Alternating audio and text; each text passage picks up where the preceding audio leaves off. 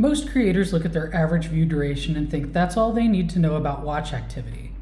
But that's not quite right. AVD tells you how much people watched. The shape of your retention curve tells you why they're leaving you. And why they're leaving is the only part that actually helps you fix anything. If you open up YouTube Studio and go to any video's analytics, you'll find your retention graph. It's a line. On the left side is the beginning of your video, the right side is the end of your video. The line shows you, moment by moment, what percentage of viewers are still watching at that moment. Every video has one. Most creators glance at the number underneath it and just keep moving. That's a big mistake. Before we get into shapes, there's one thing that's really worth knowing. Every video drops at the beginning. Every single one, no matter who you are or how good your video is.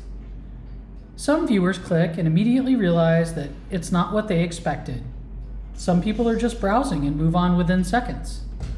So the initial drop is normal. It's not the problem. What matters is how steep it is, how fast it happens, and what the line does after that drop. That's where your diagnosis lives. There are 4 different types of shapes you're going to see in retention graphs. Each one is telling you something different about your video. The first shape is what I call the cliff. The line drops fast and early, not the normal initial dip, but this one is a steep fall in the first 30 to 60 seconds that doesn't recover. This is a problem with your hook, or an expectation mismatch. Either your opening isn't giving your viewers enough reason to stay, or what they got when they clicked on your video isn't what the title and thumbnail were promising. They made their decision quickly, and they decided to go. The fix isn't in the middle of the video, it's in the first minute. Or it's in the packaging that brought them there in the first place. The second shape is a sudden drop at a specific moment in the video. The line is relatively stable, and then it falls sharply at one specific moment and never recovers.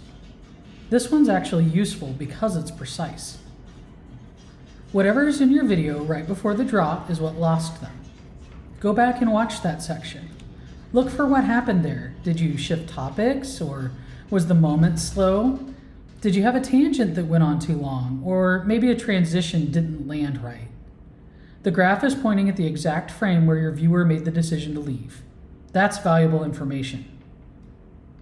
The third shape is a slow, steady decline across the whole video. Not a cliff, no sudden drop, just a gradual bleed off of viewers from the start to the finish. This shows you have a pacing problem. Viewers aren't leaving because of one specific thing, they're drifting. The video is moving slower than their attention can stand. The fix here is harder because it's not just one specific moment to fix, it's an entire video. Whenever I want to check my pacing, I watch my video back at 1.5 times speed. Wherever it still feels slow at that pace is where you should cut. Every scene, section, and sentence needs to be earning its place. And if you're seeing a slow decline, that means too many of them are not earning their spot. The fourth shape is the one that we all want to see. Of course, there's the normal, expected initial drop. But then the line flattens out and stays relatively flat until the end.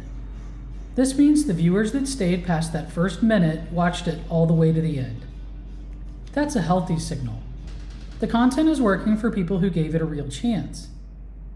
The problem here, if you have one at all, isn't retention. It's usually the hook or the packaging. You're really losing people at the door, not inside the video. And that's a much easier problem to fix. So before you do anything else with a video that isn't performing, open up your retention curve. Don't look at the number, look at the shape. If it's a cliff, your hook or your packaging needs to be fixed. If it's a sudden drop, there's something specifically happening at that moment. Slow decline, you have a pacing problem across your entire video. And if it's flat after the drop, you might be losing people before they even give it a chance. Each shape points to something different in your video, and each one has a different fix. None of these are visible if you only look at your average view duration. So the retention curve doesn't tell you what to do, it tells you where to look. That's the difference between having data and being able to make a diagnosis.